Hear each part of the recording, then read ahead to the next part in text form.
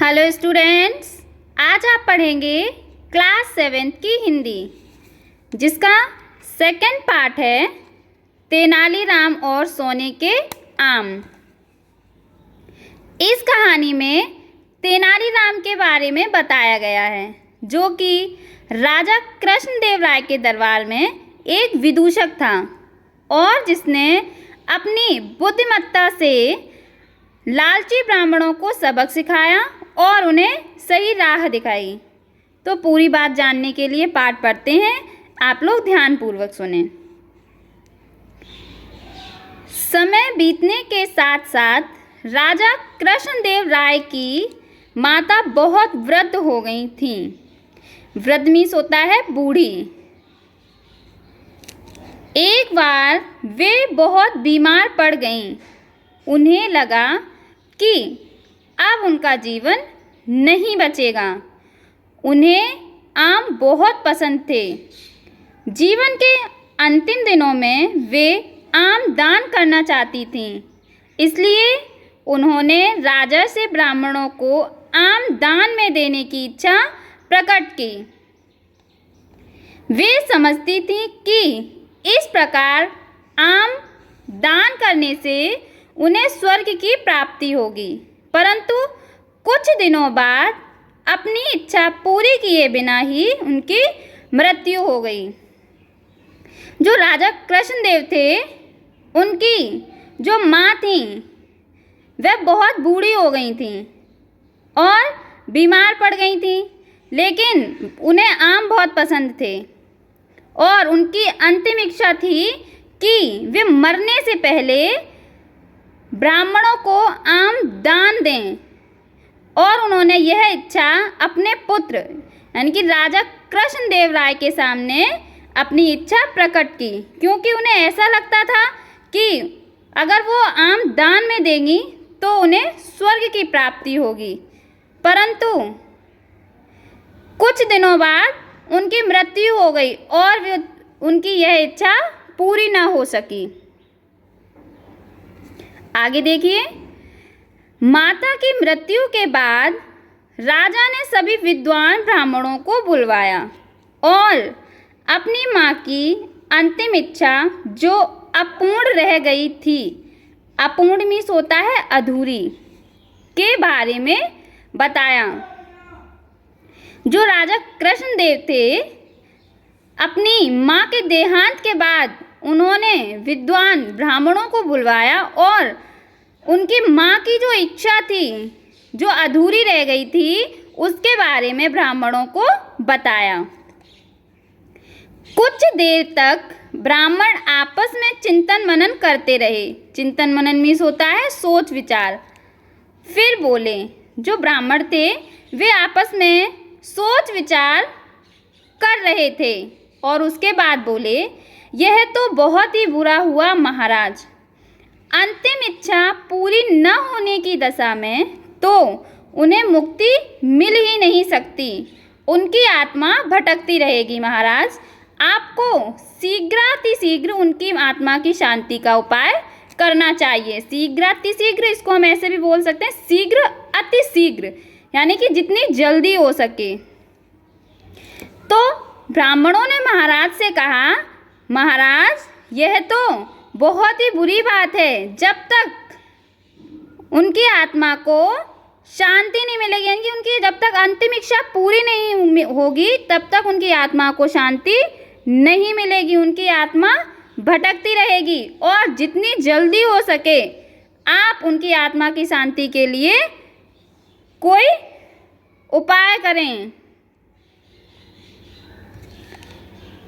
महाराज ने ब्राह्मणों से अपनी माता की आत्मा की शांति का उपाय पूछा। ब्राह्मण बोले, आपको माता जी की पुण्यतिथि पर सोने के आमों का दान करना पड़ेगा। राजा ने माँ की पुण्यतिथि पर ब्राह्मणों को भोजन के लिए बुलाया। भोजन के बाद उन्होंने प्रत्येक ब्राह्मण को सोने से बने आम देकर विदा किया। जो राजा थे, उन्होंने ब्राह्मणों से पूछा तो ब्राह्मणों ने बताया कि उनकी माँ की इच्छा थी कि वो आम ब्राह्मणों को दान करें, तो उनकी माता के मरने के पश्चात जो ब्राह्मण थे उन्होंने कहा कि आप सोने के आम दान करें तो आपकी माँ की आत्मा को शांति मिलेगी। और राजा ने वैसा ही किया। अपनी माँ की पुण्यतिथि पर ब्राह्मणों को भोजन कराया और भोजन करने के बाद दक्षिणा में प्रत्येक ब्राह्मण को सोने के आम दिए। जब तेनालीराम को यह पता चला तो वह तुरंत समझ गया कि ब्राह्मणों ने राजा की सरलता व भोलेपन का लाभ उठाया है। जो तेनालीराम है वह राजा के दरबार में एक विदूषक था। जब उसे पता चला कि राजा ने सोने के आम ब्राह्मणों को दान किए हैं तो तेनालीराम ने सोचा कि जो ब्राह्मण हैं उन्होंने लालच से राजा को बेवकूफ़ बनाने की चेष्टा की है और उनके सरलता व भोलेपन का लाभ उठाया है। उसने उन ब्राह्मणों को सबक सिखाने की योजना बनाई। अगले दिन तेनालीराम ने उन सभी ब्राह्मणों को निमंत्रण भेजा। किन ब्राह्मणों को? जो ब्राह्मण राजा कृष्णदेव राय की माता की पुण्यतिथि में आए थे। उसमें लिखा था कि तेनालीराम भी अपनी माता की पुण्यतिथि पर दान करना चाहते हैं क्योंकि उनकी माता भी अपनी एक अधूरी इच्छा लेकर मर गई थी। जब से उसे पता चला कि उसकी माँ अपनी अंतिम इच्छा पूरी न होने के कारण भटक रही होगी तो वह बहुत दुखी रहने लगा। अब वह चाहता है कि जल्दी ही उसकी माँ की आत्मा को शांति मिले। ब्राह्मणों ने सोचा कि तेनालीराम के घर से भी बहुत अधिक दान मिलेगा क्योंकि वह शाही विदूषक है। शाही विदूषक मीन्स राजा के दरबार में विदूषक है। विदूषक का मतलब होता है हंसाने वाला, मनोरंजक। जो तेनालीराम था वह राजा के दरबार का मनोरंजक था, हंसाने वाला। तो वह ब्राह्मण लोग सोचने लगे कि जो तेनालीराम है वह भी शाही विदूषक है तो उसके यहाँ से भी हमें बहुत सारा धन मिलेगा। सभी ब्राह्मण निश्चित दिन तेनालीराम के घर पहुँच गए। ब्राह्मणों को स्वादिष्ट भोजन परोसा गया। भोजन करने के पश्चात मीन्स होता है बाद, सभी ब्राह्मण दान की प्रतीक्षा करने लगे। तभी उन्होंने देखा कि तेनालीराम लोहे की सलाखें आग में गर्म कर रहा है। पूछने पर तेनालीराम बोला, मेरी माँ घुटनों के दर्द से परेशान थी। मृत्यु के समय उनके घुटनों में बहुत तेज दर्द हो रहा था। इससे पहले कि मैं गर्म सलाखों से उनके घुटनों की सिकाई करता, वे मर गईं। अब उनकी आत्मा की शांति के लिए मुझे आप लोगों के घुटनों की सिकाई करनी पड़ेगी जैसे कि उनकी अंतिम इच्छा थी। किसने कहा? तेनालीराम ने। तेनालीराम ने ब्राह्मणों से कहा कि मेरी माँ की घुटनों में बहुत दर्द होता था और मैं उनकी गर्म सलाखों से उनके घुटनों की सिकाई करता, इससे पहले वे मर गईं। तो अब उनकी अंतिम इच्छा है, उनकी जो अंतिम इच्छा थी वह पूरी ना हो सकी, इसलिए अब उनकी आत्मा की शांति के लिए गर्म छड़ों से मुझे आप लोगों के घुटनों की सिकाई करनी पड़ेगी जिससे कि उनकी माँ की आत्मा को शांति मिले। यह सुनकर ब्राह्मण बौखला गए। वे वहां से तुरंत चले जाना चाहते थे। वे गुस्से में तेनालीराम से बोले, क्या हमें गर्म सलाखों से दागने से तुम्हारी माँ की आत्मा को शांति मिल जाएगी? तेनालीराम बोला, महाशय, यदि महाराज सोने के आम दान करके अपनी माता की अंतिम इच्छा पूरी कर सकते हैं तो मैं अपनी माता की अंतिम इच्छा क्यों नहीं पूरी कर सकता? यह सुनते ही ब्राह्मण समझ गए कि तेनालीराम क्या कहना चाहता है। वे बोले, तेनालीराम, हमें माफ़ कर दो, हम वे सोने के आम तुम्हें दे देते हैं, बस तुम हमें जाने दो। जो लालची ब्राह्मण थे वह समझ गए कि ये तेनालीराम क्या कहना चाहता है। तेनालीराम कहना चाहता था कि उनकी आत्मा को शांति कैसे मिल सकती है जो वो अपने जिंदा पे ब्राह्मणों को आम दान करना चाहती थी, लेकिन ब्राह्मणों ने राजा को बेवकूफ़ बनाकर उनके भोलेपन का फ़ायदा उठाकर उनसे सोने के आम दान में लिए ताकि उनकी आत्मा को शांति मिले। तो तेनालीरामन ये बताना चाहता है कि अगर उनकी माँ की आत्मा को शांति मिल सकती है तो मेरी माँ की आत्मा को शांति क्यों नहीं मिल सकती।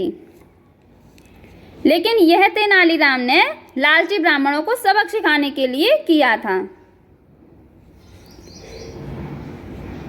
तेनालीराम ने सोने के आम लेकर ब्राह्मणों को जाने दिया, परंतु एक लालची ब्राह्मण ने सारी बात राजा को बता दी। जो ब्राह्मण थे उन्हें तेनालीराम ने जाने दिया और जो उनके पास सोने के आम थे वे सारे उन ब्राह्मणों से ले लिए, लेकिन उनमें से एक ब्राह्मण ने पूरी बात राजा को बता दी।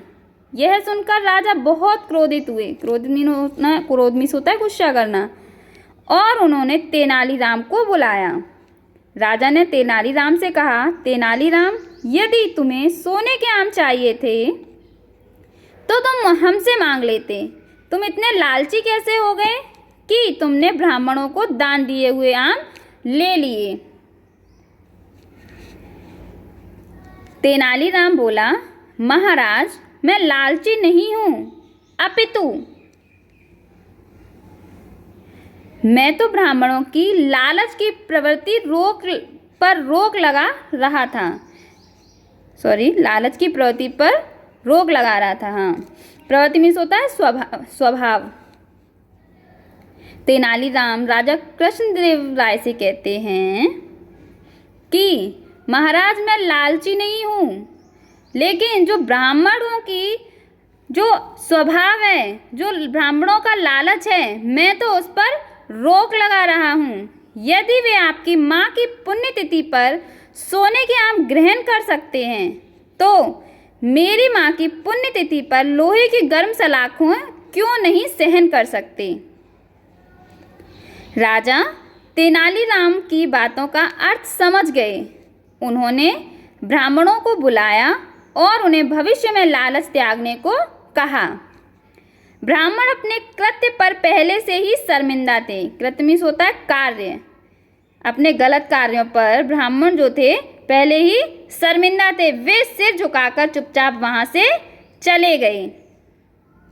तो बच्चों, इस पाठ से हमें यह शिक्षा मिलती है कि हमें कभी भी लालच नहीं करना चाहिए, क्योंकि लालच करने से हमेशा हमें शर्मिंदगी का सामना करना पड़ता है। तो जो आपको पढ़ाया गया है आप उसका अध्ययन करें और जो आपका ये दिया हुआ है सही विकल्प, वेरी शॉर्ट, लॉन्ग, फिलअप जो दिया हुआ है आपका, वो आपको ऑनलाइन प्रोवाइड करा दिए जाएंगे। उन्हें आप अपने फेयर नोटबुक पे लिखें और लर्न करें। और इस पाठ में अगर आपको कोई प्रॉब्लम हो तो कमेंट बॉक्स में कमेंट करें। Take care.